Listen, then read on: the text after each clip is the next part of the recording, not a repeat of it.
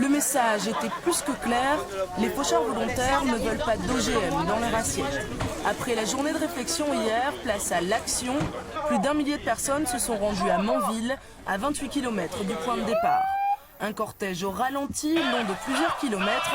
À l'arrivée, une ambiance plutôt tendue, malgré une organisation bien rodée. À 12h30, tous les faucheurs volontaires étaient dans le champ de maïs transgénique, face aux gendarmes impassibles. Retraités, travailleurs, étudiants et même enfants étaient de la partie. Chacun avait le même but, arracher les OGM sans polliniser les champs alentours. Il faut enlever ça pour éviter que ça pollinise autre part et pour que la merde reste ici en fait, pour que ça nous évite d'aller après arracher autre part. Je suis venue parce que je suis fille de paysans et que je voudrais aider les paysans qui sont menacés maintenant par les cultures d'OGM. En tête de cortège, les élus avec Noël Mamère et José Bové.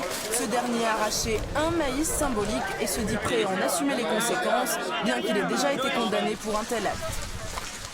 Pour moi, ce n'est pas le fait de risquer cette récidive qui change quoi que ce soit. Pour moi, ce qui est fondamental, c'est qu'on arrête la culture des OGM en plein champ. C'est cela.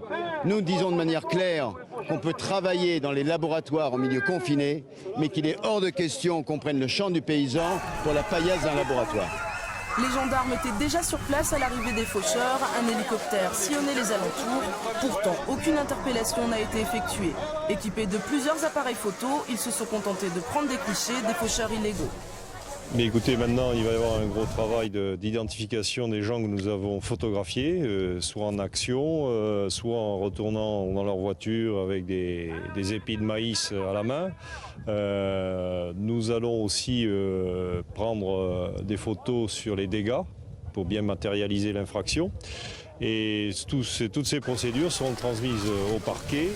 À la fin de la séance, chacun a regagné son véhicule direction Verdun-sur-Garonne pour se restaurer et pour discuter des actions à venir.